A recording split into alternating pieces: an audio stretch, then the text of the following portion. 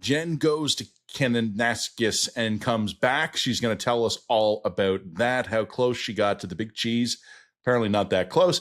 But then we're also going to talk about what's happening overseas and why I hope it doesn't ruin my vacation. This is The Line Podcast.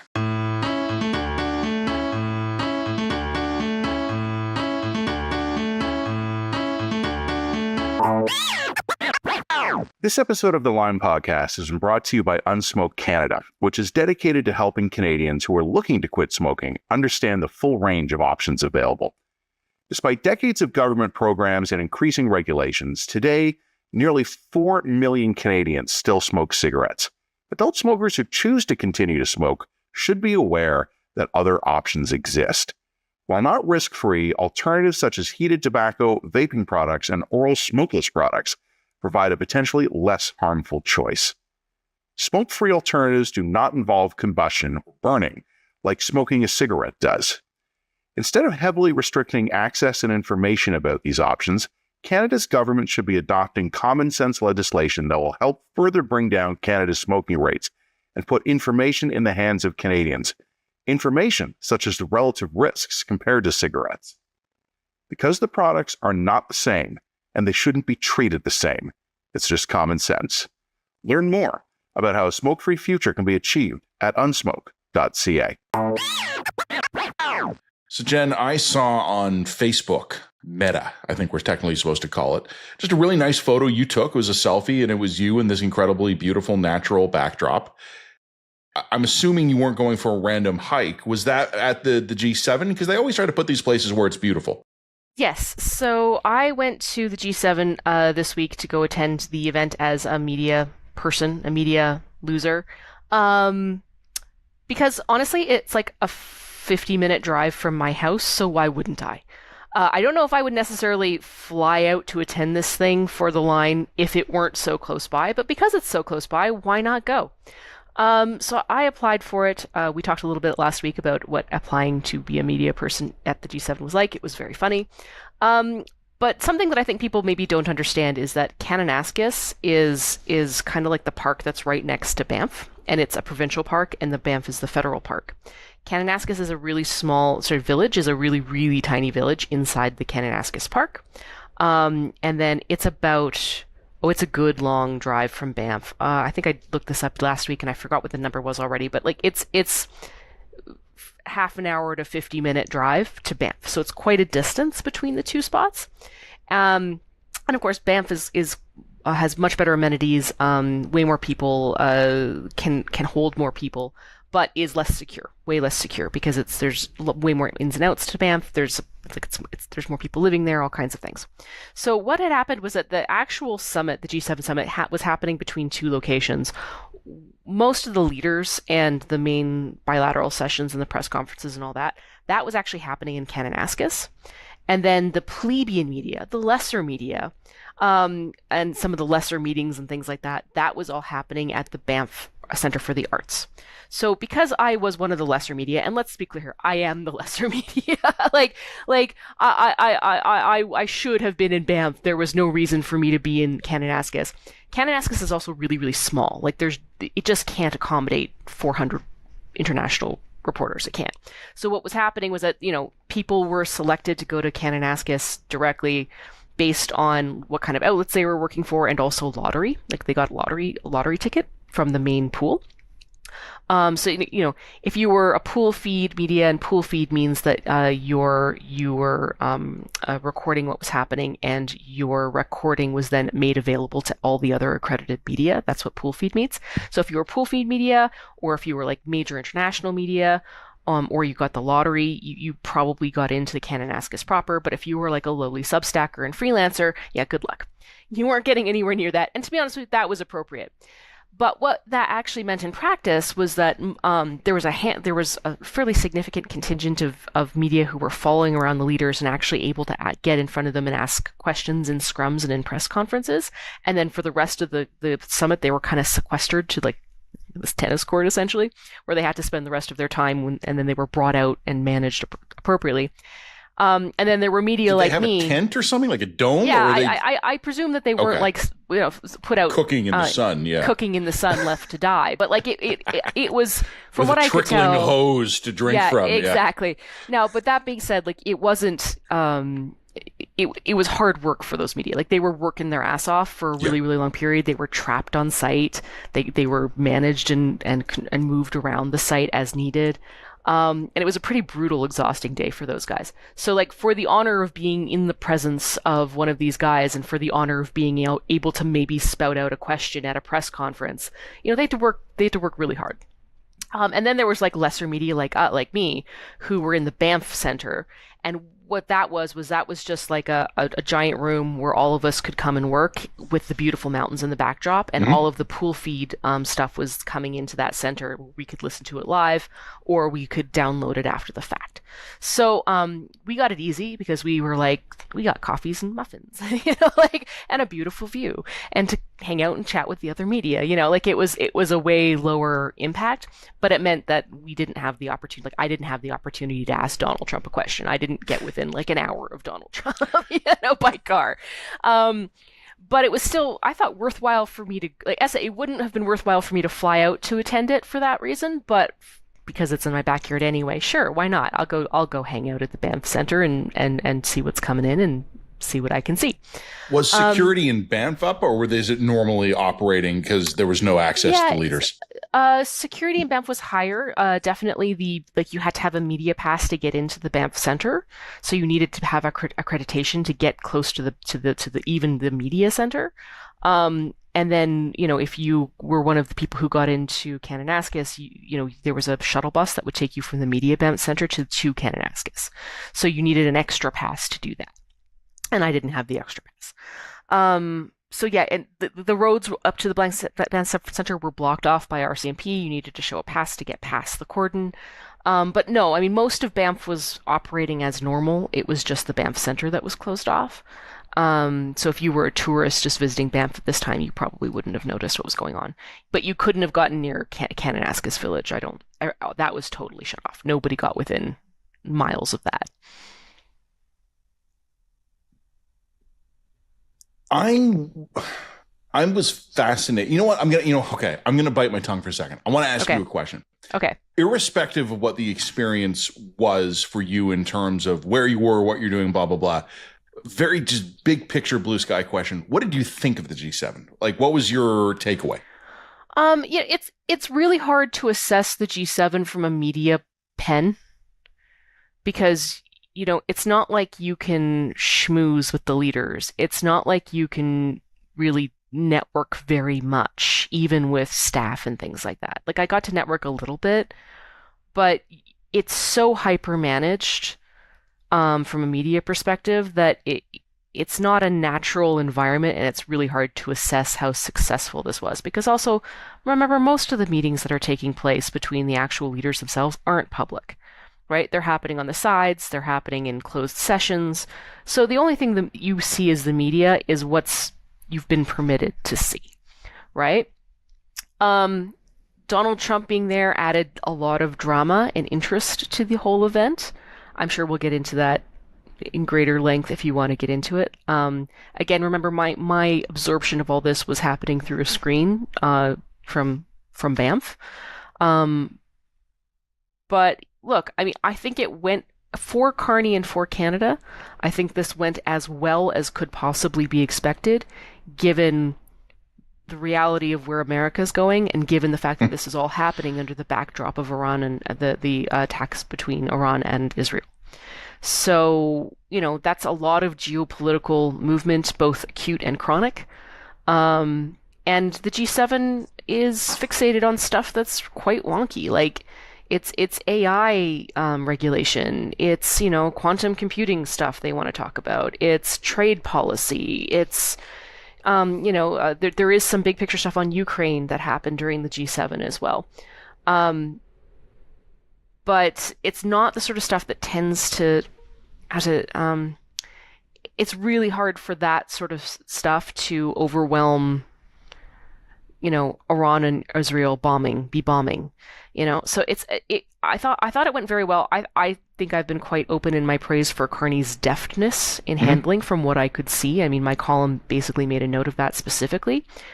It was fascinating to watch him handle these leaders and instantly look like and be respected as if he belonged there, and would not only belong there, but served as a natural leader there. I mean, I made a joke in my column, but after 10 years, we had leaks from Justin Trudeau's office saying that he wanted to be regarded as quote unquote the dean of the G7. Right, and you could tell by because he was the longest serving head of state. Because he was the longest serving head of state, he kind of wanted to acquire that status. He was laughed at, Yeah, and you could tell that in the body language with these no, people did not take this guy seriously, and I mean, we can also speak a little bit about what we hear off the record from people as well. I mean, Canada has not been taken seriously by the rest of the world for 10 years. There's a reason for that. And it was fascinating to watch Mark Carney walk into that after 30 seconds of an election and instantly serve as the dean that Justin Trudeau wanted to be. I don't think necessarily whether or not the other leaders liked him, I can't speak to. I don't know what was in their hearts.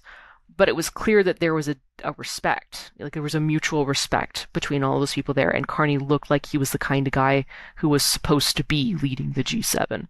And it was nice to finally, as a Canadian, look at our leader in action and not feel death inside, cringe. Put it this way, nobody gave a fuck about Mark Carney's socks.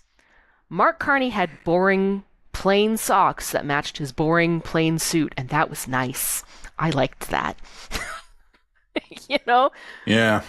Okay, it's interesting. So one of the takeaways I had, and like you, I was absorbing it through a screen. Hey, you were in Banff. I was thousands more kilometers away. I want to make a comment not about the G7. I think everything you've said about the G7 basically fits. Agree with it. I think we did get away with something, and I know this sounds terrible. We're gonna talk Iran, Israel in a bit. I don't say this to be flippant, but purely from our perspective, another Middle Eastern bloodbath was great because it basically prevented Donald Trump from getting bored. There was enough going on at the G7 that you could kind of keep everybody on track, and then the president left.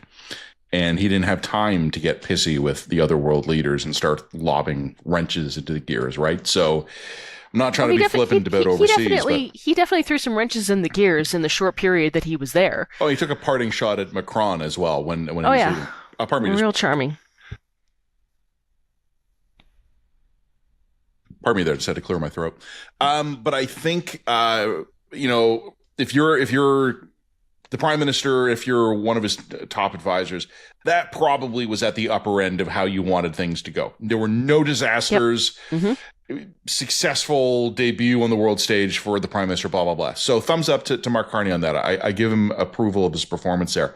But I want to make a comment to you, and I'm not making this as an accusation to you. And I'm not subtweeting you, as the old saying went. I'm just putting this idea out there. I think Mark Carney is being graded on a pretty ridiculous curve right now, but in a way that is to his advantage. And I had this conversation with some associates, people who are either in the media or adjacent to it, and they are swooning over Mark Carney. Elbows up, Canada's back, taking our rightful place on the world stage, et cetera, et cetera. And I'm saying, guys, he hasn't done anything yet. That's true. He has hosted an event and it went well. Yep. And I give him the credit for that. But I'm wondering, and I'm not saying this to be shitty, but the people I was talking to were, Jen, I'm gonna describe them to you using a series of words. Tell me who do you think I'm describing to you here? All right. Affluent urban boomers. Liberals. Yeah, that's right. And I don't know if they were aware of it.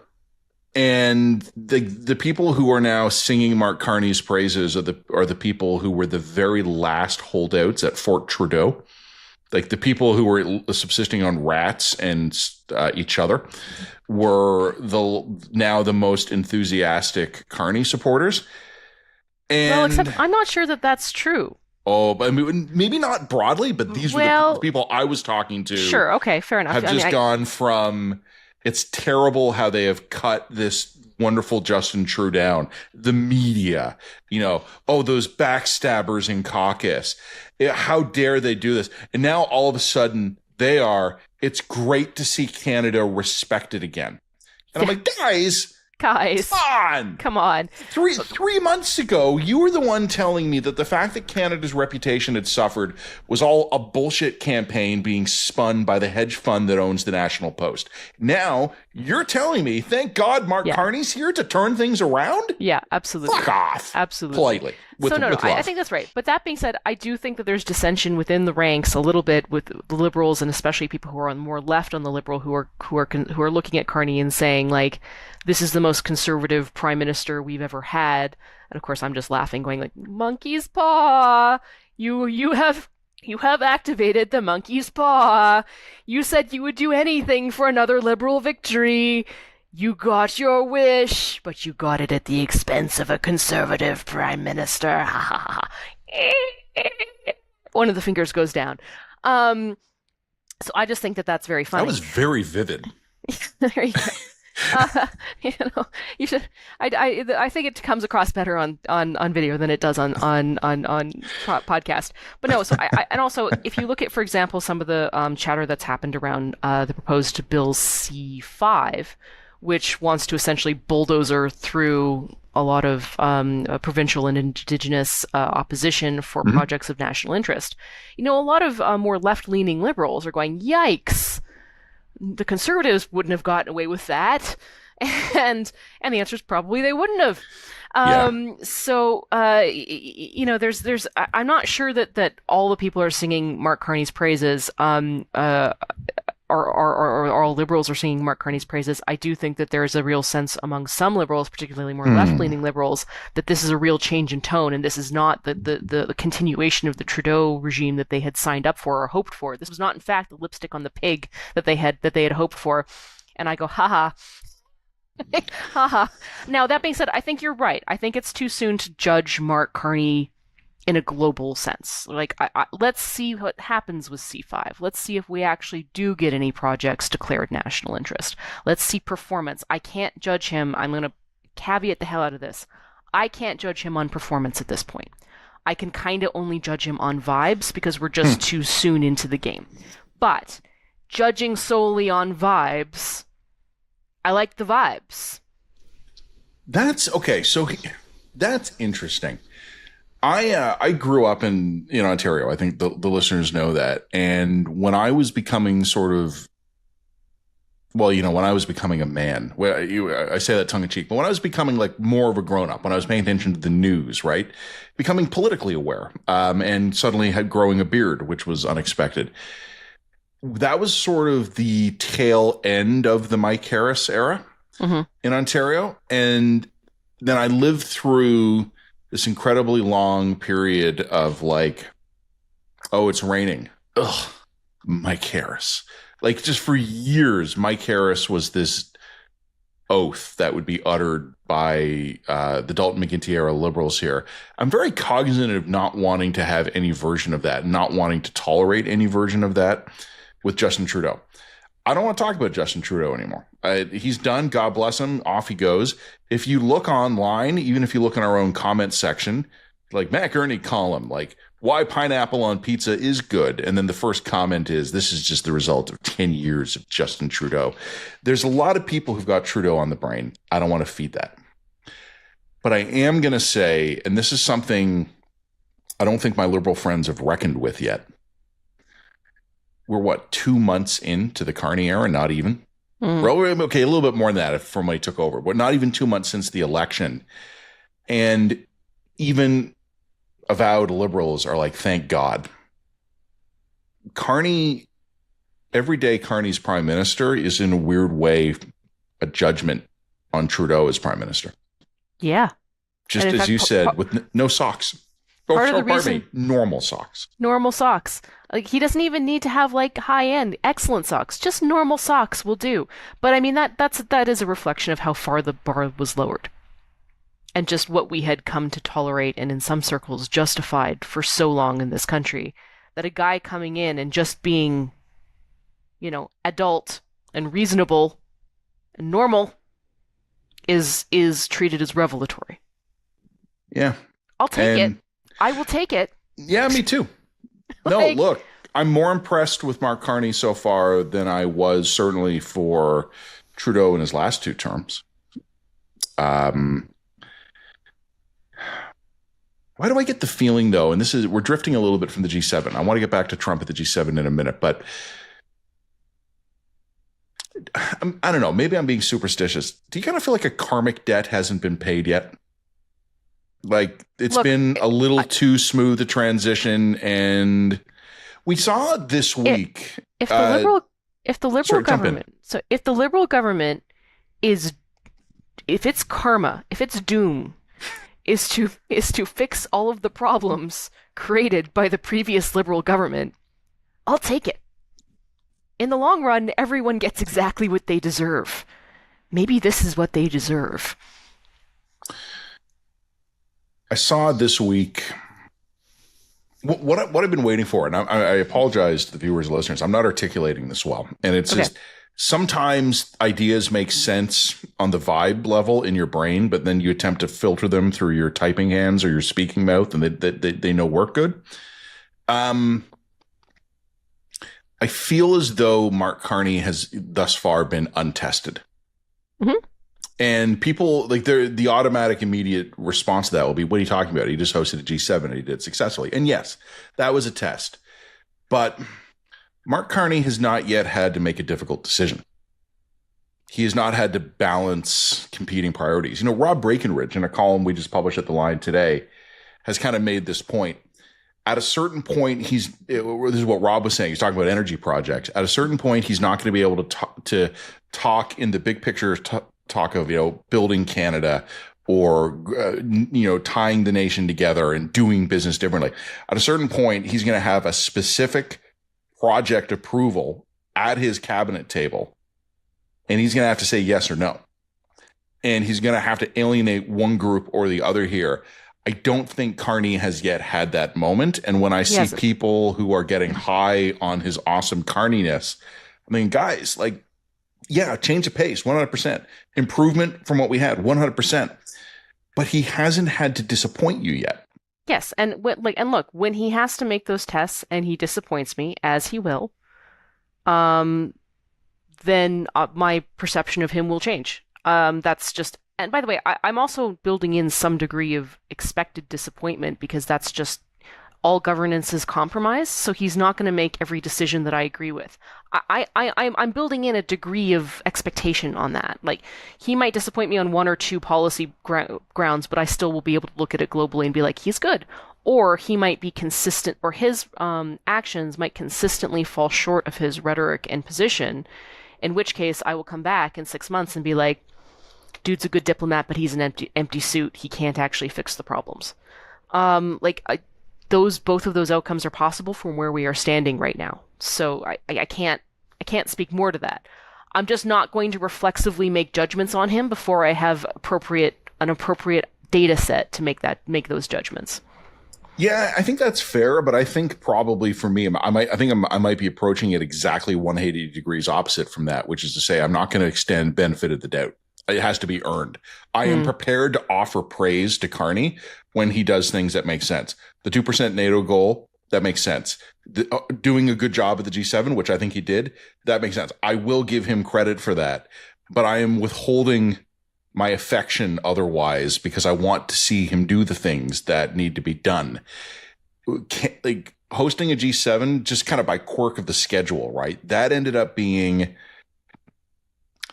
Part of me wonders if Trudeau held on as long as he did because he wanted to get to it, if he wanted that to be his capstone. Part of me, I've thought about that before. Finally, he could be the dean. Finally. Yeah, exactly. Finally, he could be the head boy. Treat it as his farewell party. the president and all the prime ministers and the good chancellor. Lord, real glad we had someone with their priorities and their head on straight, because if Trudeau went into that wanting to treat it as his farewell party, as missiles are flying between Iran and Israel, what a waste of time that would have been for everyone. Well, what a waste of time I think it might have been, because if not for that, I honestly wonder if he would have quit in the fall. Well, that's a fair point. I think when we talk about kind of this automatic improvement and all that stuff, this was something that had to get out of the way. And for Mark Carney, it was not his fault. This is just a quirk of the schedule. When he came in, happened to be right before the country was hosting this thing. It's not like he convened a summit, right? Right. Probably in a perfect world, Mark Carney probably would have wanted to do this later. You know what I mean? It might have been one of these, man, if only this was 6 months down the road, we would have more staff in place and all that stuff. But it wasn't, and now it's over with. And I'm not blind to the fact that we're now into late June. When will Mark Carney's first test be? And the proviso around that question is simply, who knows? Events may dictate that. Something could happen that could force that. And I don't think that first test is going to happen before fall of this year, and probably barring an external event. I agree. Yeah. Like I said, but I think that's more or less when I would expect the honeymoon period to continue to. But I mean, I said, I think these are just different approaches to analyzing the government's performance here. You're kind of coming from a place of deficit, where these guys have to earn your benefit of the doubt. And I'm coming from a place of neutrality and saying... Generosity? I don't think I'm coming out of a place of generosity. I think I'm coming out of the places like, I'm going to assess as the data rolls in. I'm not going to carry animosity from the previous government forward into this government until I see evidence that this government is making the same kinds of mistakes for the same kinds of reasons. I have one more... I guess I have two more Canadian politics questions for you that are tangentially related to all this. And then I have a G7 specific question we'll come back to.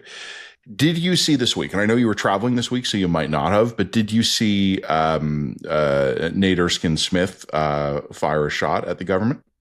No, I didn't, but that doesn't surprise me, because my guess is that he would be one of the kind of factional lefties who were left out of the loop. Nate was the only member of the Liberal caucus to vote against C5. Yeah. Or whatever it's called. I forget what it's called. Is that the one? It's the big, it's C5. Make Canada Great Again Act, basically. Pretty much. So he voted against it and said this is like an undemocratic power reach, and we would have been freaked out if the Conservatives were doing it. And it struck me that and this is, if Nate hears this, Nate, this is no knock on you, buddy. I don't mean this disrespectfully. The fact that it's Nate probably makes it not a big deal. Yeah. Nate is a guy who does this occasionally. Nate is also a guy who has also very recently made public comments that he argues were characterized unfairly. I disagree. I think they were characterized fairly, about being disappointed about being dropped from cabinet. I think if you're Mark Carney, if you're going to have one Liberal go rogue, you want it to be the MP for Beaches East York. Yeah, and I mean, you also, I also think it serves you to have one MP to be kind of a dissident within caucus, right? Like that's appropriate. I mean, I don't know if you want to get into C5, because I also can understand the objections to the bill. Well, I do, but can I ask my last question first? And it's related to this, and then we'll loop back we'll close the loop on the G7 when we're done this. But did you get any sense when you were out there talking with colleagues, peers, et cetera, where the hell are the Conservatives? Yeah, good question. Did it ever come up? Did anyone remember that they exist? Look, the only thing I've seen from the Conservatives last week was a weird sort of tweet thread involving Jenny Byrne and Michelle Rempel-Garner making fun of Carney wearing an Oilers jersey, implying, I think, that this somehow cursed or doomed the Oilers. I didn't really understand it either. I didn't quite get it, but okay. But that's the only thing I know. That's the only thing that crossed. I'm sure there's been other stuff, but that's the only thing I think that rose to any level that gained attention in the quote unquote discourse. Yeah, I didn't get what the implied slur was, because the automatic question is, which team does Pierre Poilievre cheer for? because whichever one it is, unless it's the Florida Panthers, they didn't make it as far as the Oilers. So I wasn't sure what they were going for there. But also, and I don't mean to be, I don't want to overemphasize or overreact to like a kind of petty Twitter thread. People are petty on Twitter, so be it. But I wonder sometimes if conservatives are conscious of just what a contrast they're striking for themselves. And what a contrast they're allowing to be struck for themselves. Not only do I not think they are, I think if you were to bring it up, they would argue with you about it, and they would think you're a member of the beta cuck liberal MSM. Yeah, well, notably. That's what people say about me. That's what people generally, including my father, says about me all the time. He keeps on telling me about how much I love Trudeau. Just notorious for it. I'm not taking that bait. I'm going to ignore that juicy morsel. But what I would say is the reason I was interested in whether or not the Conservatives came up at all is I wrote about this from the Halifax conference in November, where there was a large contingent of international media and foreign foreign military and diplomatic personnel. And everybody wanted to talk about the Conservatives because of the assumption that they were the next government. Mm-hmm. And I remember writing a specific column at the time that like literally the entire international community had written Trudeau off. And I think they were broadly writing off his government. But now, of course, that's not what happened. So look, again, it is the summer. This is the time of year when people start to throttle down. And, you know, a bunch of MPs will, I think the House wraps shortly. I don't know the exact calendar on that. They're all going to be back in the ridings. They're going to be on the barbecue circuit really soon. So I'm not shocked to see the Conservatives going quiet, and they have some work to do. And they also need to rest up because of the election. But I have been shocked how utterly they have vanished from the stage. When was the last time anyone other than you or I and other weirdos like us in the biz thought about the Conservatives, heard from the Conservatives, contemplated the Conservatives? I'm guessing, Janet, the G7, the assumption was Carney's here to stay for the foreseeable future, and they're not even worth thinking about the Conservatives. Yep, that did not even come up. Not even a factor. The only thing that came up is that when I met with my former Canadaland colleague, Justin Ling, and we had an interesting conversation over lunch about could you imagine Pierre being here in this position and how he would have behaved? And well, okay, I'll play the part of Justin for a minute. Could you? Yeah, and I just look. I think Pierre brings a lot of strengths to a potential government, and I think he brings some good priorities to a potential government and good focus on issues that matter to a lot of normal Canadians. I think he's much more inward focused, where I think that Kearney is much more outward focused. Mm-hmm. But because of the respective and contrasting focuses of the two men, it's really hard for me to see Pierre Poilievre serving in, head of G7 globalist elite roles and not being just as cringeworthy as Justin Trudeau was in that circumstance. Now, whether or not you care or whether or not that's a priority for you, that's for you as the voter and the citizen to decide. Yep. But I can't see Pierre being taken seriously in those rooms. I can't. Yeah. That doesn't mean he would be a bad PM or I'm not saying that. I'm saying he would probably come into the Prime Minister role with a really hyper focus on making things better for Canadians, and a lot of Canadians would respect and appreciate it. But if I'm just judging based on the performance of the two men at a thing like the G7, there's no question that Carney has almost single-handedly, in 3 weeks, restored a lot of the lost standing that Canada had geopolitically, just by having the kind of credentials that he does, the mannerisms that he does, and the approach that he does. You as a citizen may not care about that. That's fine. But it's really hard for me to picture Pierre Poilievre on that stage. How effective will you be hosting G7 is not normally a ballot box question. No, and bluntly, nor should it be. I'm not saying it ought to be. Yeah, it is an interesting comparison, though, for two reasons. I'm going to say something that is against Poilievre. I'm also going to say something that is for Poilievre. What is against Poilievre is that Mark Carney, by virtue of his previous career, the things he has previously done, he's credible on that stage.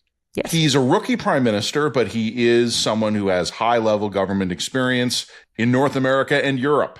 That's a pretty good place to start if you're coming in as a political rookie and going to be hosting the G7. he is someone who will speak the language and has the pedigree and the credentials that the others might not be identical to theirs, but they'll understand it and they'll respect it. Pierre Poilievre, imagine the briefing booklet that like Prime Minister Starmer of the UK or President Macron of France would have gotten for Pierre Poilievre as they were flying over the Atlantic to come to Alberta. Yeah.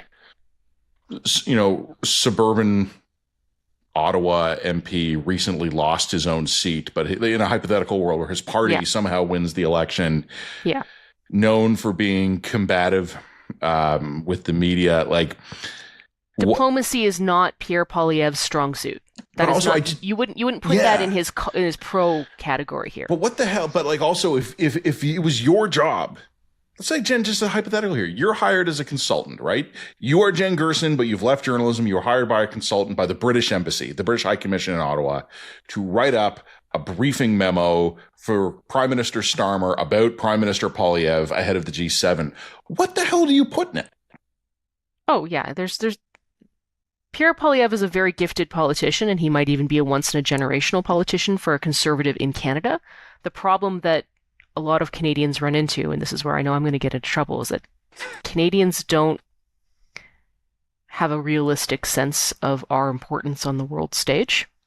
We think we're bigger deals than we are, and a lot of that is rooted in the fact that, like Americans, we're kind of poorly traveled and parochial. And I don't mean to be a dick about it, but that's just what it is. And our leadership class falls into these problems. And by the way, I've criticized America's leadership class for having many of the same problems. The difference, of course, is that America is kind of an empire unto itself, and we're not. So they kind of get away with it, and we can't. And the end result is that a lot of people who have high positions of importance, it's pretty easy to default to that's cute, Canada. That's those sweet Canadians. They're nice. Let's put them at the kids' table. I am Emmanuel. It's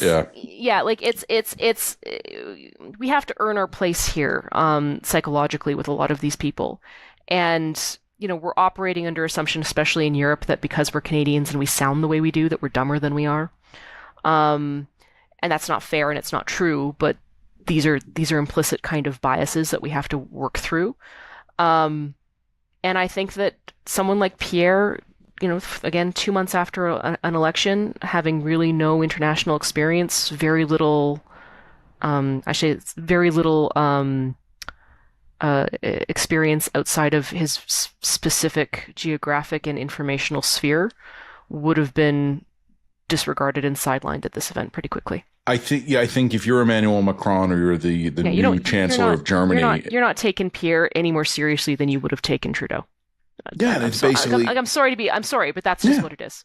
Now, after 5 years as a prime minister, proving himself, absolutely, maybe it's a different conversation. But right now, today, last week, he would not have been able to command the kind of respect that Carney was in that room. The briefing book for Chancellor Mers or Prime Minister Starmer or President Macron basically would have been 20 plus years as MP for Carleton. Now he's hosting you. And by the way, that is not a riding that any of these people could find on a map if you put a gun to their heads. Most Canadians couldn't, so there's no shame in that. The one thing I'll offer in Poilievre's defense, though, and this is where I do feel moved to say this. Apparently, I have not personally experienced this, but apparently he can be charming. This is something, of course he can. And you've heard this repeatedly from, especially in the recent years when he's been having these big rallies. People who sort of would go to check them out, some of them were really swept up in like an affection or an admiration for Poilievre. Others just kind of showed up because it was interesting. I don't know anyone who's had an encounter with him at one of these rallies who is disappointed. So I think he's got something, and he could use it. Oh, absolutely. I'm not saying and also the other thing I would point out here is all of the weaknesses that I think Pierre would have in this room were also kind of shared by Stephen Harper at one point in his career. Yeah. And Stephen Harper did prove himself, and he was a really respected world leader on the world stage. Eventually.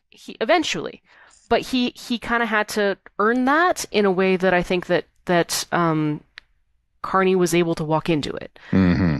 Yeah, I think that's right. You know what I mean? And I think Pierre will, if Pierre is ever prime minister, Pierre will get to the same stage where Harper was, at the end of Harper's career. That will happen. But it's not something that Pierre could have commanded 2 months after an election. Last question for you, and looping it back to the G7. What was the vibe like when Trump left? So the stated reason given by the White House was the war in the Middle East demands our attention. President has the state's dinner, gets on Air Force One, and leaves. Yeah. What happens? Well, I think, look, again, I can't assess this because I'm not in the rooms. Even the rooms you were in. Yeah, I'm just kind of... So Trump was, great from a journalistic perspective, because every time that he appeared on camera or on a stage or in a bilateral room, you knew something crazy was going to happen. And the media frenzy around him was commensurate to the expectation of that. Mm-hmm. Every time he showed up, he did something fucking hilarious, or wild, or out there, or something that you knew was going to get you your easy headline for the day. Like, the guy's, from a journalistic perspective, the guy is a gift. He's a gift. Okay. I do think that when he left, that allowed a certain seriousness to fall on the whole event, and people were able to focus on. The big stuff that happened after Trump left was, of course, the visit by Zelensky and the announcement from Canada that we're putting about $4.3 billion worth of additional aid into to Ukrainian the Ukrainian war effort, and just more unabashedly and unapologetically pro-Ukrainian was the energy that I got from Canada generally. But I'm not sure what value Trump is necessarily adding to these summits. Trump doesn't believe in multilateralism. He's using these summits to his own advantage in order to secure the ritual humiliations that he wants to secure from the other world leaders. I don't think that he was successful in getting all the trade deals that he wanted to get done. It's some announcement from the British, but there was an announcement from the British. That was also another interesting little situation we could talk about. But it was pretty clear that he just didn't see that this is being a great use of his time, and so he put in the minimum effort and then bailed to do something that he thought would be more productive, which was to focus on the Iranian stuff. Well, yeah, I suspect to the relief of everyone too. I don't buy into the argument that he shouldn't have been there. I don't think the G7 is more effective with American leadership absent. Mm-hmm. I don't think that's true. But hopefully, at a minimum, it becomes an opportunity for the other leaders to get a more clear-eyed view about what they're dealing with. I had said to you I only had one more question, but I think I should ask one more, and you can take it where you want. Any other observations? You'd mentioned the British thing. Like, anything else that kind of came to mind while you were there, just to close the loop? I don't think the Brits get it. The Brits get it. How do you mean? I don't think the Brits understand what they're dealing with Trump. Oh, okay. Get into it. Explain. I don't think that the Brits understand the degree to which they have been marginalized and will continue to be marginalized on world affairs.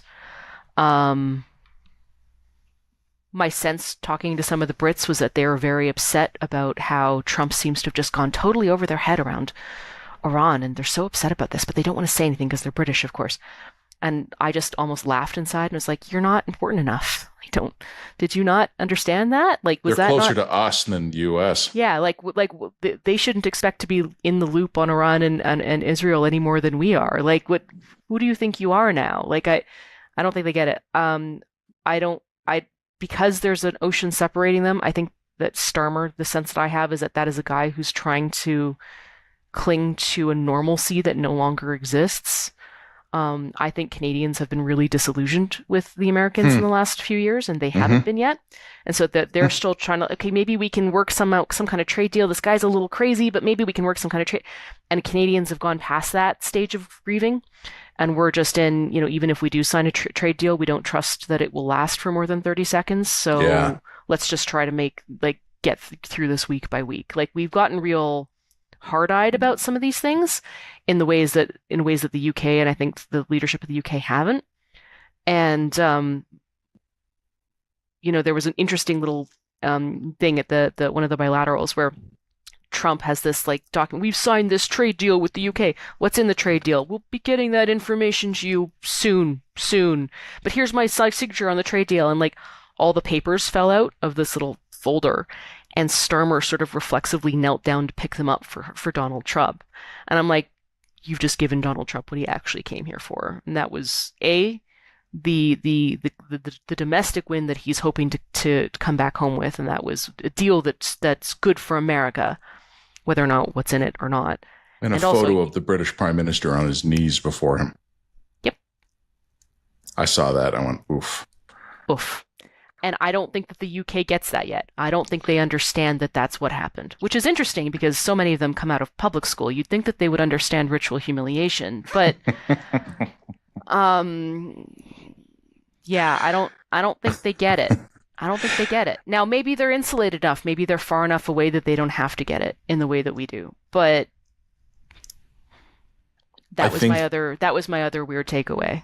I hear you. I would say the most interesting thing I've observed as someone who does, for my own interest, I pay close attention to the EU and the UK. I agree with you. The Brits don't get it, but I think they get it enough to want to jump right back into bed with the EU. All of a sudden, they're like, we'd better sign some deals. Yeah, well, I don't know about that, but I don't follow UK politics closely enough. But look, my sense is I think that Macron gets it. Macron probably shot. Again, I think all of these people are pissed off that they're being left out of the decision-making process on what's happening in Iran and Israel, and I think that we'll get into that in our next segment. I think that's true. And nobody cares. Nobody cares. Nobody in America gives a shit. All right, we can wrap this one up, but worth mentioning one thing too, because I think we gave Justin Trudeau a bit of a tough ride.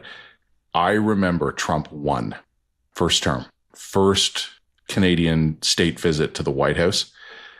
Do you remember? This is going to be a bit of a deep cut, but do you remember the weird handshake?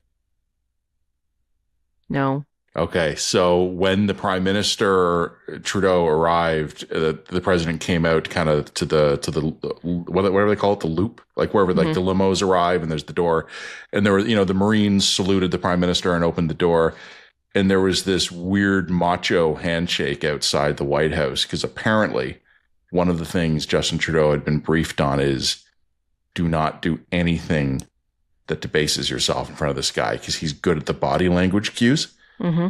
And Trudeau basically gave him like a nice, strong, grasping handshake and stared him down and didn't give anything visually. And when I saw Starmer pick up the papers, I was like, ooh, you should have been briefed better. You should have been briefed better. The other one I would just say is just, again, from some conversations that I had that when I was there was a sense that like a lot of people in the UK are expecting some kind of affirmation of a special relationship. That they believe still exists between them and the United States. Maybe between them and the States, but not between them and this White House. Well, and I keep on going, I was just kind of looking at them going like, you are aware that you're sitting in the country that shares the world's largest undefended border. We have basically interdependent trade, and these guys are shitting on us, right? Like, do you not make that, like, if they're shitting on us, you think you're going to get a special relationship? Like, yes, they do. Some of them. That to me is a little bit like y'all are still haven't quite got over the hangover of empire, have you? Like you're not quite grasping what is happening around you yet, are you? Okay. It was quite the imperial bender, so the hangover might take a while. Well, that's fair. Anyway, that was just kind of my side observation. Hey, I think we got our money's worth sending you there, so I'm glad you went. As Jen has hinted, we'll come back in a moment. We will talk Middle East, and there's going to be some crossover, obviously, between these two topics because this is a global issue. Lots to talk about when we return, so stick around. In the meantime, like and subscribe. Check us out, readtheline.ca. If you sign up there for a free account, you'll get notifications of everything we're doing. You'll get many, many articles every week. We publish written articles 5 days a week. Well, we might slow that down a bit now that the summer's here. We usually publish written articles 5 days a week on top of our podcast. So check us out there, and we will be right back. When we just podcast listeners, viewers have probably figured this out, but whenever we drop a like and subscribe break and start a new segment, that's a chance for Jen or I to go to the bathroom, check for tech messages, grab it, refresh our drinks, etc. So we take like 5-minute breaks between them. We're going to talk in this segment about Israel and Iran. And I think in this particular context, it's really important to check, to use your 5 minutes to check for updates, because who the hell knows what's going to happen, right? We spent 45 minutes or so recording the first segment. 45 minutes is a long time in the Middle East. That's a lot can happen. So one of the things I checked, Jen, and it actually is not related to the Middle East, and we'll talk about the Middle East in just a minute, but it is exactly related to what we were just talking about a minute ago. Alex Pineda of the CBC, a reporter based in Washington, was quote tweeting Rick Anderson, who is comments on Canadian politics. He does a lot of other things. Rick's a nice guy, commenting those in this context on Canadian politics. And Rick had offered an observation that Jen had just made in the first segment. I thought it was interesting, where Carney talks to Canadians differently than Trudeau did. And Rick was just saying how refreshing it is to see a Canadian Prime Minister at a press conference just responding to the questions and answering responsibly. And then Alex, again, CBC reporter based in DC, had the response of going, as a reporter who's been viewing press conferences for years, how shocking a change of pace it is to have a Canadian Prime Minister respond to a question with an answer instead of a long soliloquy and monologue full of unrelated talking points. And that is one of the things I had repeatedly hammered Trudeau on over the years, just as a pattern of behavior. Mr. Prime Minister, it has been suggested that your bill will do this. And Trudeau would nod very earnestly and then pretend to think about it. And then he'd go, talking point, talking point, talking point, talking point, talking point, talking point. And then he'd just kind of wait for a follow-up. If Carney is going to make a habit of actually answering the questions that are put to him, thank God. Well, look, let's not get ahead of ourselves. He is a rookie. So it's entirely possible that as he becomes better at this, he doesn't know yet how to spin. He doesn't know yet. Poor sweet child. He might just not know. He may just not know that he can just, spin us, or try anyway. So that could be what's happening. But further to that idea, another story that I would note came out in Politico this week, and that was at a committee meeting. The bill was discussed, and the Liberals took amendments from the Conservatives. That is how a committee meeting is supposed to work, but it's not how committees have been working for many years now. Committees instead have been treated as like these uber partisan battlegrounds where everybody brought in their favorite partisan witness or perceived to be partisan witness in order to, yell at each other and gain clips for fundraising purposes. Yeah. And it seems like maybe that's not happening anymore. Maybe we're treating committee meetings as opportunities to discuss legislation at hand and make helpful amendments and changes. Is that even legal? You see why I'm saying maybe the early returns on the vibes are positive, and I'm cautiously optimistic. Stuff like this. Yeah. Stuff like this. Yeah, you're right. And then again, not wanting to spend the rest of my career talking about the previous guy, but this is one of those examples of, wow, what a change. So what a change. Really appreciate it. All right. Let's talk about the other change. No, we tempted fate last week when we when we sort of recorded our podcast a day early on Thursday. Our bad. So this is obviously our fault. It's our fault that Israel and Iran are now at a full-blown war and continuing to escalate it. Matt, do you just want to give us an overview, and then I kind of have a few things I want to say about it. But firstly, I just want to start off this conversation by saying I would remind everyone listening to this podcast that we are Canadian hacks in Canada. Okay, man? Like, nothing we say or do about anything that happens in the Middle East is going to have any material impact on the Middle East. We are in a safe place to have confronting and bracing opinions about all of this because we, serve a country that has no real say on what's going on in the Middle East. Like, we can put out our statements, we can condemn this, we can praise this as a country if we want to, but nobody gives a fuck. We're Canada. So I would just like everyone to remind themselves of that before we dare weigh in on this topic. I'm just deflating visibly as Jen's saying that, because just off to the side here, I've got my massive world map and I've got like my big pointer and I've been moving unit markers around everywhere. Did you remember when the Ukraine was first invaded, and there was an amazing Onion article that was just like basement dad is preparing his daily briefing for Ukraine. I just would like to remind people that we are the basement dad talking about the daily briefing on the Middle East. That Onion article struck true with me. I'll just leave it that way. That one hurt you in your soul. I felt seen, as the kids say. I also said that to my husband, just so you know. Like, no, Alex and I were exchanging notes on like frontline activity. You literally were. It was really adorable. It was good. We were able to. It's good. It's kind of like you don't get to use that muscle a lot, so every once in a while, it's kind of good to get out there and pump the iron a bit on unit deployments and reading the NATO maps. One of the things I really love about being married to my husband is that I can, like, without any warning, come to him and be like, Alex, can you give me an update on some obscure piece of military arcana? And he will just, without blinking, give me a 45-minute lecture on anything I want. It's actually incredible. I could just be like, Alex, can you please give me an update on the latest about a drone escalation between Ukraine and Russia and Donetsk? And he'd be like, sure, Jen. Go. And then extends the flexible pointer and just starts fuck. And he loves it too. It's great. Anyway, my wife never asked, and it makes me sad. Yeah. Okay. She's missing a real opportunity. Let me tell you. You know what? I could really broaden her horizons. I'll just leave it at that. I'll make sure that gets clipped for the show promos, and she'll get a view of it. She won't see. Okay, so the basic state of play, and here I am about to do non-ironically what we were just joking about a minute ago. Right. We are on day 8 of what is now an all-out war. I was rolling my eyes today because I read some story, I think it was in Reuters or something, where like European diplomats are still working to prevent this from becoming an all-out war. Too late, morons! Like you could hardly say it's been an all-out war for years now. Well, and I think that's exactly it. Yeah, and. So, okay, how do I break 40 years of Middle Eastern history down concisely? Iran, since its Islamic revolution, has been resolutely hostile to Israel.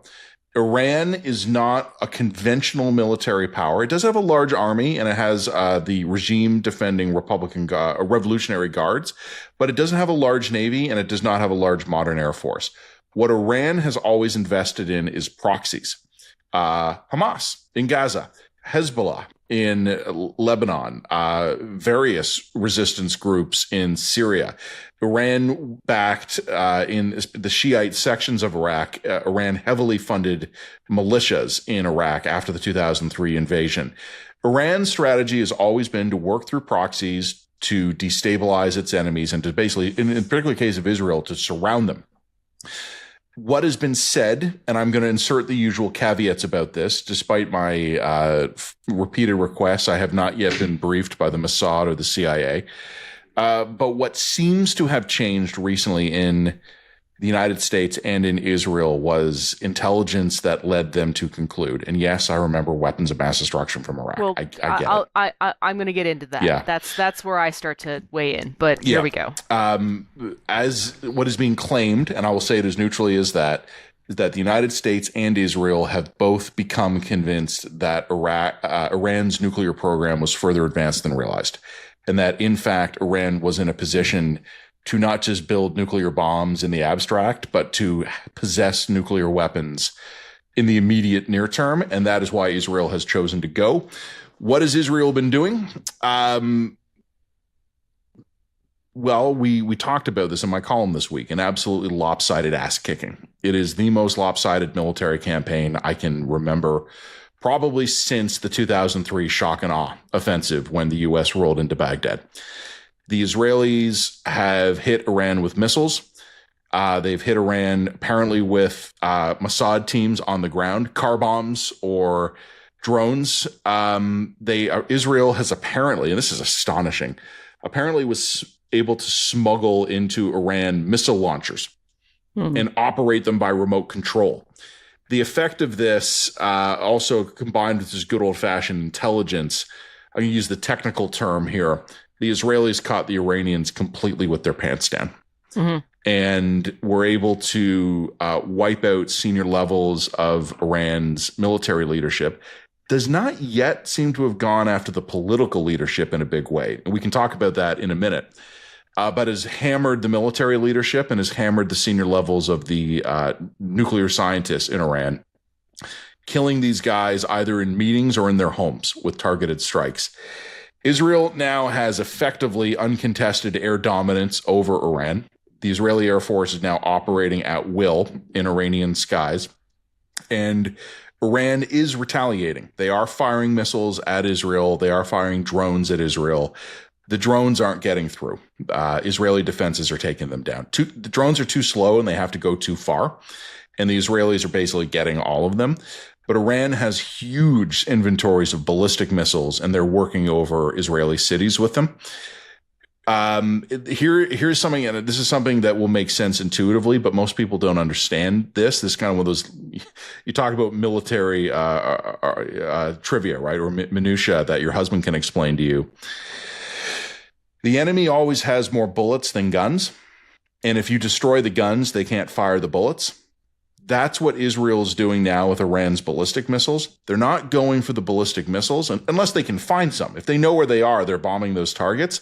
What they're going for are the ballistic missile launch vehicles. So Iran will put a missile onto a launcher. The launcher will, wrench itself up and fire.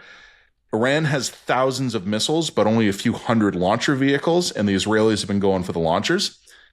But they're small. They're truck size, and they can drive around. So they're hard targets to destroy. The last point that's kind of worth mentioning here, and this is where I think, Jen, some of what you have to say might take over.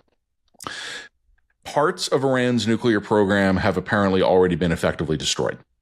Like stuff that's going to take years to replace has been wiped out in the Israeli strike. But one of the critical facilities in Iran is effectively immune to Israeli air attack. Israel's too far, and it doesn't have heavy bombers.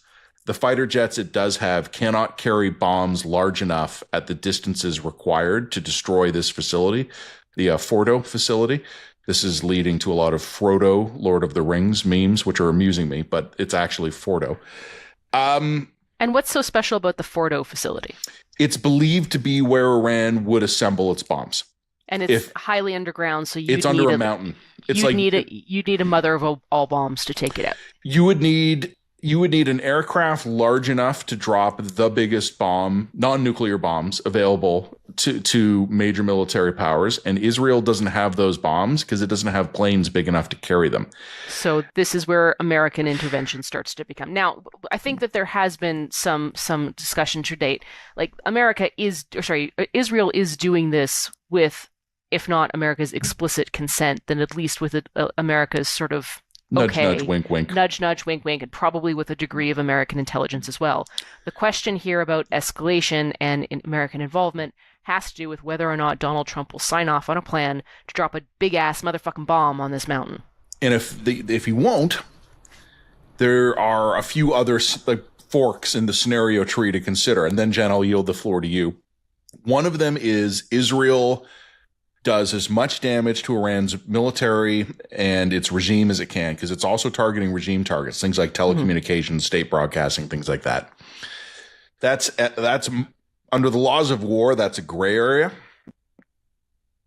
So that's interesting. But they seem to want to destabilize the regime, probably in hopes of a popular uprising in Iran. They can continue doing that. They can smash Iran's air force. They can smash the missiles. They can destroy as many factories as they can, and then they can call it a day. The problem for Israel here is if the Iranians are as close to a bomb as they think, and if they don't get Fordo, Iran might already have enough material there to assemble even a few bombs. And they might be relatively primitive bombs. But what happens if the next October 7th is a Hamas delivery van with a 30-kiloton nuclear warhead in the back that drives into Sderot and kaboom? So now that the Israelis have committed to war here, I would be surprised if they do not go all the way in destroying Fordo. I don't know if there's a realistic path for the Israelis out of this that leaves Fordo intact. If the Americans won't do it and the Israelis insist it must be destroyed, Israel only has two options. One of them is a commando raid. put a ground force in, breach the mountain, and either seize it or at least get enough of an opening where you can blow it up. The other option is the one none of us like to think about, and I'm even reluctant to mention it. But Israel does possess some weapons that could, if necessary, get through a mountain. A nuclear bomb. Perhaps several of them, yeah. Yeah. So there we are. Okay, so that's the situation. That's really helpful. I think it's really interesting, and to me, this instantly brings in my internal chess player game. Okay, so how are the players going to move across the board? And Matt, you and I have talked before about how we don't make predictions. We try to gauge what's happening based on scenario trees. Leaderboards, right? Yep. Oh, this option's moving up. This one's moving down. This one's moved down. This option's moving up. So just so that we're clear, from my visit to Israel last year, was it last year or this year? Last year, it became clear to me that they were eventually going to attack Iran. Yeah. It was just a matter of when, because the only thing that was preventing them from attacking Iran was that like negotiations were ongoing with Iran to try to create a deal that everyone could live with that wouldn't allow Iran to get nuclear materials. It was pretty obvious that wasn't going to go anywhere. Iran had been too committed too long to funding proxy warfare, funding terrorism, doing of those sorts of things. They were too genocidal, openly genocidal in their ambitions to wipe Israel off the map. And I just thought, absolutely inevitably, this attack is going to come. They're going to take out the military facilities. And I think that has been gradually, remember a couple months ago, there was an exchange of missiles. We've been leading up to this for some months now. It was just a matter of when. I also think that decision was going to be made irrespective of who was actually leading Israel at the time. Mm-hmm. I don't think there was any Israeli government, whether it was led by Netanyahu or otherwise, who could allow or tolerate Iran to get to become a real nuclear risk. That being said, I just think that's the amoral gameplay of the reality of the situation right now. That being said, there has been a lot of, how should I say this, lack of intellectual and moral clarity in understanding what's happening with Iran in the West, and I've been very confused by that lack of clarity. But rather than get into a righteous indignation about it, I've tried to really understand it and break it down. And I think that there's a couple of reasons why there's a real ambivalence toward Israel's actions, and there's a real ambivalence in the West toward any kind of further American involvement. One of them is straightforward. The informational pathways have been deeply polluted by propaganda. High level figures like Tucker Carlson, for example, is using sort of a degree of American disillusionment with its role as world police. So, Jen, forgive the interruption. Just for the benefit of the listeners here, can you, before you get into explaining it, can you explain what you think it is? What do you think has gone wrong here? What do you think? I'm gonna get into that. Sure. Okay. I have a whole structure in my head about how I think I'm going to try and explain what this happens. Go Firstly, for it. Okay. I think the information space is extremely polluted with disinformation and fear. That's part of it. I think Gaza is a huge determining factor in this. What is happening in Gaza has absolutely destroyed the benefit of the doubt that Israel has with a very significant section of people in the West, both in the left and the right. People are looking what's happening in Gaza. They are horrified. They do not want this conflict to continue. I've written about Gaza in the past. I think Israel's lack of explicit win conditions and the sense that this is just going to be a forever atrocity of some kind is not acceptable to a lot of people in the West. And there's been a degree of misinformation around some of that stuff and again counter information and all the rest. And I think all of that being equal, Israel has lost a lot of credibility to act as a result of the way that the war in Gaza has played out.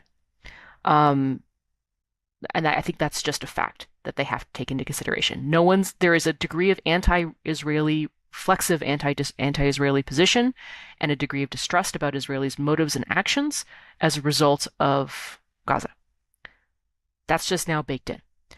But I think the more interesting thing that is clouding people's judgment on how Israel is responding to Iran right here is actually lingering disillusionment and trauma from Iraq.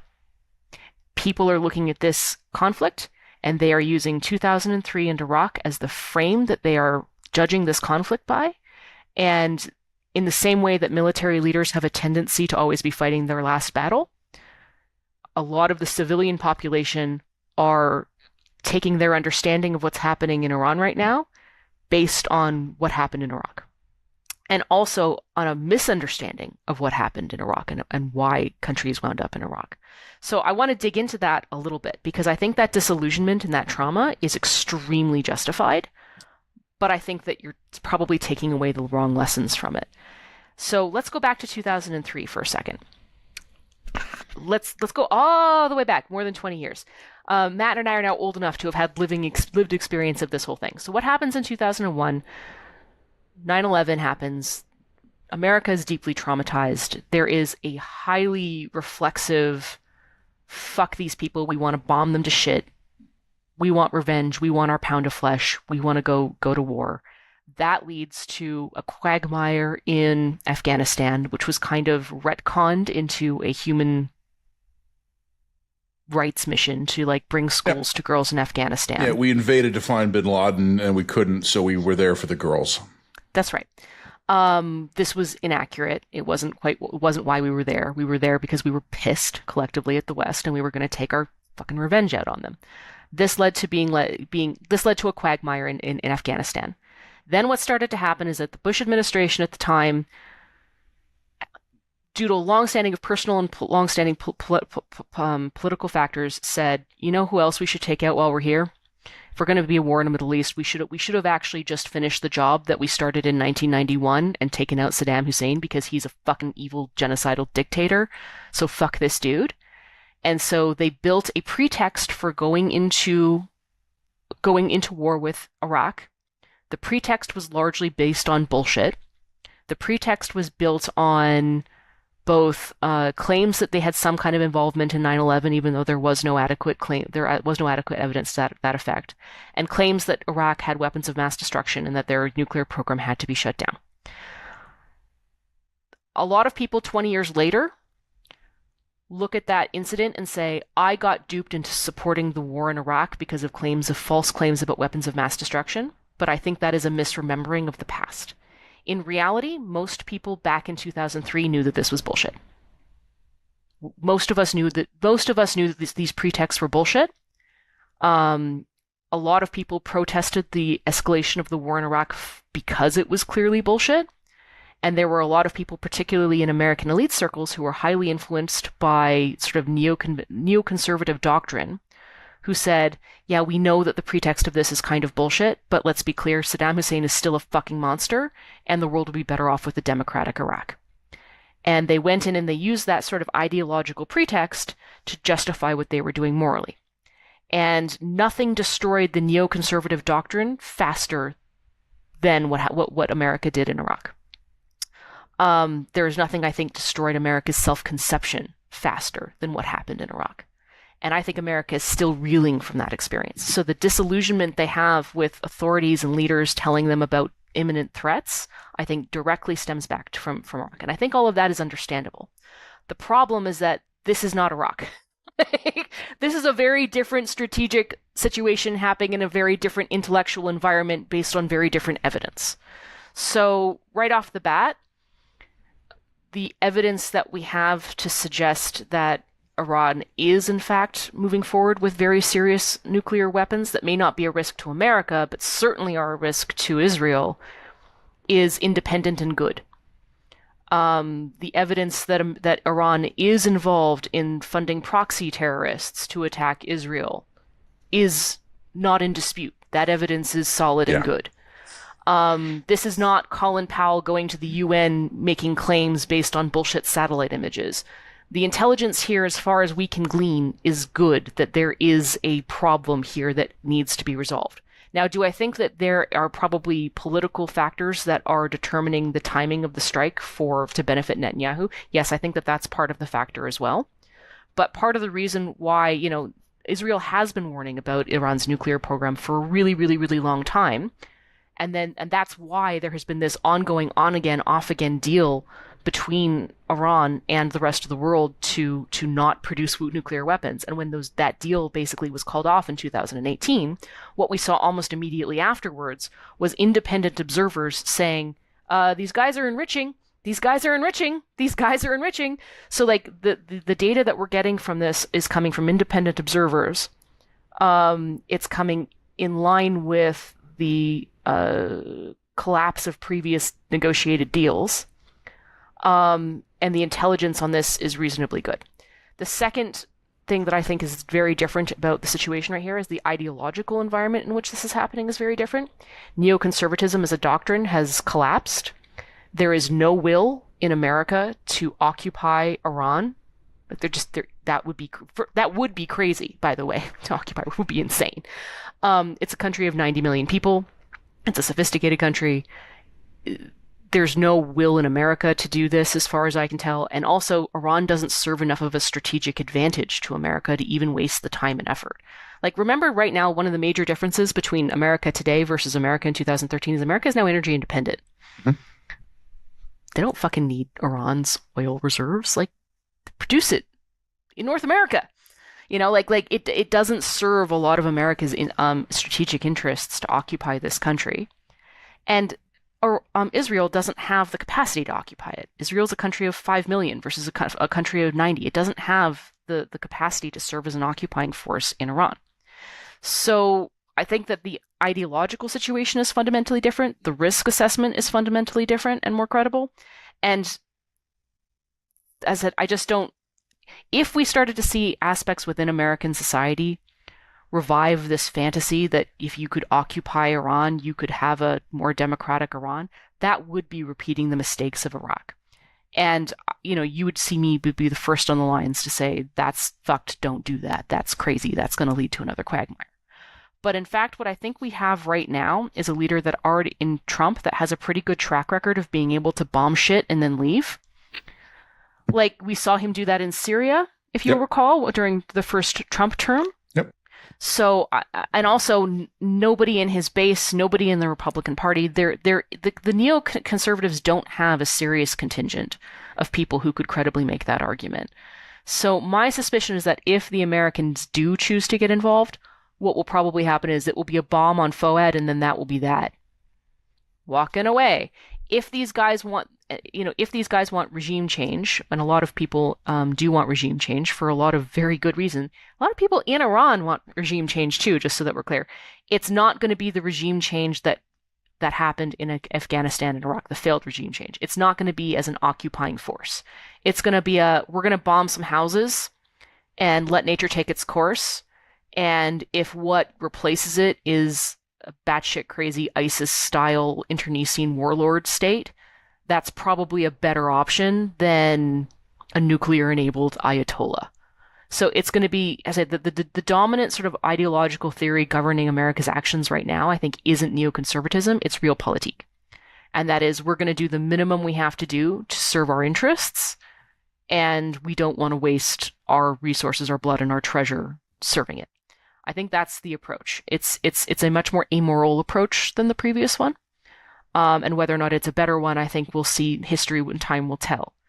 But I don't see agitation in America right now to occupy Iran. I don't see that. And if we did see that, I'd be the first to say that's crazy. But I think that if you're using Iraq in the 2003 to frame your understanding of what's happening in Israel and Iran right now, that's going to lead to some weird and erroneous conclusions about what the actors are in play and what their intentions are. Is that the most sort of morally neutral way I can try and explain my analysis? Mm-hmm. No, I think you did a good job. And okay. I would add a couple quibbles or even just bolt-ons to that. One thing, and it's not relevant to your argument about Iran, but I think it's worth mentioning, is neoconservatism was bankrupted, I think, by the double whammy of Iraq and the 2008 financial crash. I think, I wouldn't put all the chips down on Iraq. I think it was probably the bigger factor. But I think what happened in neoconservatism is basically the failure of the Iraq war combined by the failure of that apparent prosperity boom that was happening in America around the same time. We can invade Iraq, but your price of your home's still going up, right? Like we have uncoupled domestic front sacrifice from military effort because buy, baby, buy. Everybody's getting rich. The economy's cooking. And it turns out the economic growth of the early 2000s was as much bullshit as the WMD evidence, right? So I think that kind of killed neoconservatism. I would also say just purely in terms of the bullshit, a lot of people did know it was bullshit, but the U.S. military took it seriously.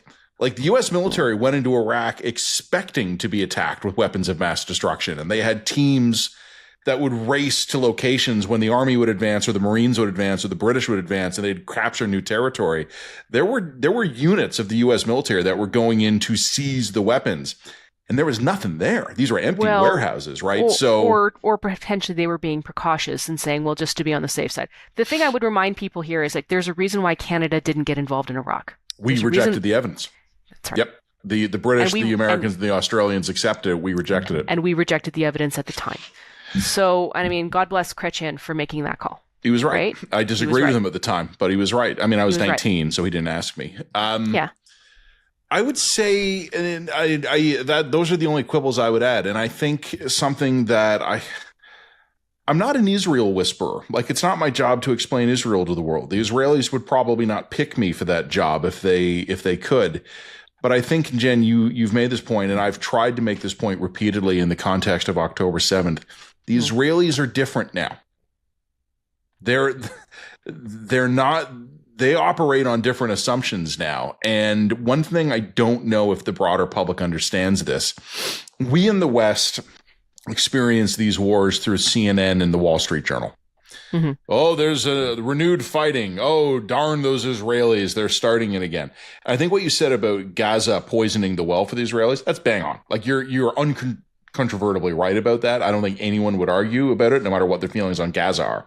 People hate the campaign in Gaza. They're going to agree with what you said. Even people who think it's justified and necessary are going to acknowledge that it's made Israel's life harder. But what I think, what I would want people to understand is that every missile or rocket that Hezbollah has fired into Israel for the last 40 years is Iran. Mm-hmm. Every mortar round and rocket fired from Gaza into Israel for the last 40 years is Iran. An enormous number of the units and a huge amount of the weaponry that went to the Syrian civil war and the destabilization of Iraq after the 2003 invasion. That's Iran. The fighting in Yemen, it's half Iran, the other half's the Saudis. Iran is bad. Not the people, not the country, not the history. Some of the best people I know in Toronto, we have a huge Persian diaspora here, are Iranians who got the hell out. They're great people. They have a wonderful history. Their government is fucking insane. And most of them will acknowledge that, by the way. Oh, no. and loudly. Yeah, I mean... The ones who moved to Toronto will not disagree with my assessment. I mean, the interesting thing is, sometimes I do wonder, and I can't second-guess a lot of Israel's strategic choices here, but how much better this would all be received if they had, avoided flattening Gaza and instead just bombed Iran first. You know what I mean? Bomb their military and nuclear sites first as a result or as a response to October 7th. I don't think anyone necessarily would be reflexively distrustful of Israel's intentions and motivations if that were the choice. Yeah, So it's as I said, it's the hostages.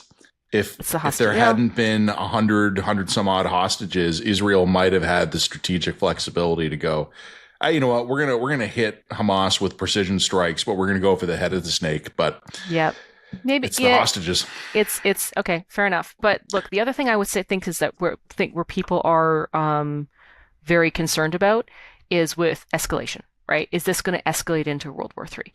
Look, Matt, I don't want to make predictions. But I don't see the escalation path from where we are. World War III from this ain't on my leaderboard. Well, and you want to know why? It's because Iran doesn't. The only actual allies that Iran has are on Western college campuses, and maybe QP. And these people are not force projectors. It's Russia's already pulled out. they're overcommitted in Ukraine. They're not going to expend serious effort to try and preserve the Ayatollahs. If there's a regime change in Iran, they're not going to give a fuck, not really, just so long as they can play their own game from the back rooms. China sure as hell isn't going to protect these people. Iran's own proxies have basically said, yeah, we got our own problems. Hezbollah noping out of this conflict might be the funniest thing I've ever seen. It's hysterical. So like Iran doesn't have enough allies to escalate this to a World War III scenario. This is going to be a regional conflict is the answer. And I would say that's almost certainly true even if America comes in and bombs the mountain. Because even if America comes in, bombs the mountain, and Iran retaliates by throwing some ballistic missiles at the GCC, that's kind of where that ends, I think. I don't think the GCC? Gulf Coast? Yeah, the Gulf states. This is the Emirates, Qatar, Saudi, these sorts of countries. Like, I don't see the Gulf states being super keen to escalate this, and the Saudis are condemning Israel's actions with a massive grin. Yeah, that's exactly right. Because remember that so maybe if you get the GCC states, they could potentially escalate so there are a lot of American military bases are based in places like Saudi and Qatar and all these sorts of places. And also, interestingly, there's been some data suggesting that the Americans have cleared out those bases because they're expecting retaliatory attack. It's not that, like, it's satellite imagery shows all the planes and ships are gone. They're gone. Which means they're taking all of their assets outside of Israel's sort of retaliatory sphere. Yep. So even if you have a situation where the Americans drop a big bomb on the mountain, the Iranians sort of make a largely symbolic counterstrike to some of the American bases in the GCC, where does that go? Does the GCC now turn this into a full-on... I don't... Nope. No, they would eat the damage and allow the hated Jews to continue to work over the Iranians. Yeah, that's pretty much where I would see this going. So, I mean, look, I don't want to make predictions because whenever I make predictions, that's usually a bad sign. But I'm not really concerned about World War III from here. I think this is a regional war, and we'll probably maintain a regional war. Again, the things on our leaderboard are American intervention in a more direct way. And the things in our leaderboard are whether or not the Israelis retaliate using potentially nuclear weapons or a commando raid against their main FOED facilities. Like, occupation's not on my leaderboard. When we say regime change, I think that regime change would have to come as a result of a popular uprising from within. It's not going to come from above. And, you know, I sort of make my moral weight, my moral calculus from that intellectual understanding, which may be flawed. So, like, hey man, if you think I'm wrong, put it in the comments below. My leaderboard, I think, would broadly reflect yours. The one that I don't like that is moving up, and it's still a low probability, is that my nuclear use assessment has gone up. And I don't think it's likely. I think it's unlikely. Mm-hmm. But there are two scenarios that to me have increased the likelihood of a nuclear use in the near term. One of them is the Israelis deciding to just burrow the mountain out. I don't think they're going to do that. I think I would be surprised if they did, but it's more likely today than it was 2 weeks ago. So that one has gone up the leaderboard a bit. The other one that I don't like, and I still don't consider this likely either, but it's possible, is that if Iran does have the material on hand and if it can cobble together even a few weapons, even if they can't get them. So one of the things I want people to understand is that making a nuclear explosion is hard, but making a nuclear weapon is harder because a weapon has to be compact enough to be, for instance, put on top of a missile or fit onto a plane. If you had infinite space, you could put together enough components to generate an atomic explosion by causing like a fission of nuclear materials. As an act of regime desperation, if there is a popular uprising and if the Israelis are putting commandos, or if Trump does send in the B-2s, could the Iranians hypothetically, this is a weird scenario, could they detonate a bomb of some improvised design on their own soil in the middle of the desert, and boom, and they go, we have nukes. back off. Could that be a desperation play by the regime? Again, I think that's unlikely. I also think that if they were going to do that, that's gone up the leaderboard. Yeah, but I also think if they were going to do that, they would have done that by now. Well, what might be happening, like for instance, let's say she said as they ended the recording. Yeah, and he glances at his Twitter feed. Yeah.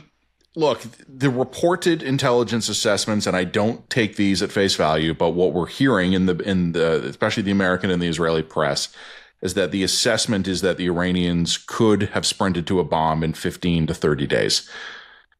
Subtract 8. That's how far into this we are. So, for Israel, I don't think the nightmare scenario is a ballistic missile with an atomic warhead hitting Tel Aviv. I think that is a terrible scenario, but I don't think that's what they're worried about. I think they're worried about someone doing to Israel what Ukraine did to Russia last month, or that Israel did to Iran 8 days ago, which is you have some improvised bomb that you can fit into a shipping container that you try to smuggle into the port of Haifa. Do you want to know what would be really, really ironic? If after 2 weeks of claiming that basically in the West of like, this is just WMD all over again, this is all fabricated. Haifa vaporizes. No, if the if the Iranians did set off a nuclear bomb, even if their own territory, right? That would be darkly ironic. But we take our funnies where we can get them. I think we're basically done. I just want to offer you one thing. Okay. Food for thought. Okay, food for thought. I basically agree with your assessment here, but I want to push back on one part of it and get your response to it. I have been surprised how muted the response to Israel's attack on Iran has been. People who are probably looking to book their ticket on the next Gaza Freedom Flotilla or whatever that bullshit was have been muted in what they've said about Iran. And there's always people who, anytime Israel does anything, hate it. And there are people, I think, of good conscience who are concerned about this. Yes. But look at the European leadership. Macron and Merz in Germany, they're riding Netanyahu hard over Gaza. Their comments on Iran have been muted or supportive. Merz but that's what I would expect. This isn't we're going to bomb a civilian town that we've encapsulated to the ground. This is we're going to do a series of highly targeted missile strikes to the world's biggest assholes. I mean, no one likes the Iranian regime. Like, there's not having allies, turns out, not great. Something maybe the Americans want to take on board going forward. I thought it was interesting. Like there's no constituency here. The Iranians have no constituency. They've spent the last 40 years alienating every ally. I mean, they have business partners in Russia and in China. They have clients. They used to. They're all dead now. They've got clients and they've got business relationships. That's not the same thing as an alliance. All right. So, oh well. Want to know? We can wrap it up after this. Looks like the Ayatollahs don't get a nuclear bomb. I mean, all the people who are really upset about Israel for bombing Iran, are any of them even making a case that Iran should have a nuclear bomb? No, and I think that's a great question, and you're right. Because like you'd have to be IQ 85 to think that would be a great plan. You want to hear the stupidest thing I've heard? Sure. I'm going to qualify that. The stupidest thing I've heard about this. Okay. Someone asked me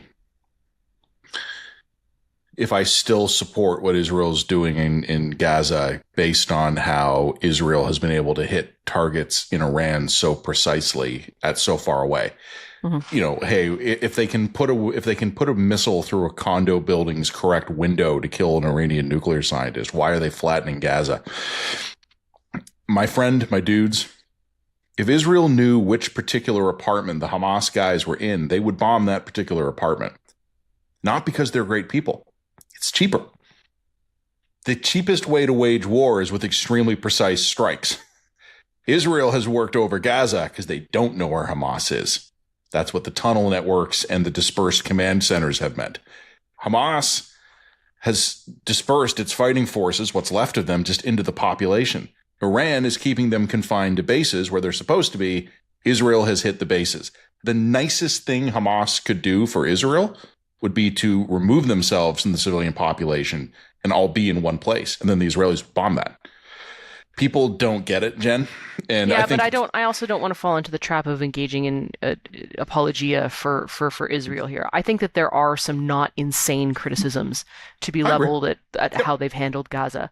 And like I said, I think that the real impact that we're seeing is that the Israelis' reputation has been so damaged that even when they're engaging in highly targeted strikes against the world's biggest fucking assholes, a country that has no allies or actual real friends, they're still getting pushback because their own reputation's been so damaged. The choice the Israelis had in Gaza was to end the war before they did as much damage as they want to Hamas and spare the civilian population, or continue to war to do the damage to Hamas and write off the civilian population.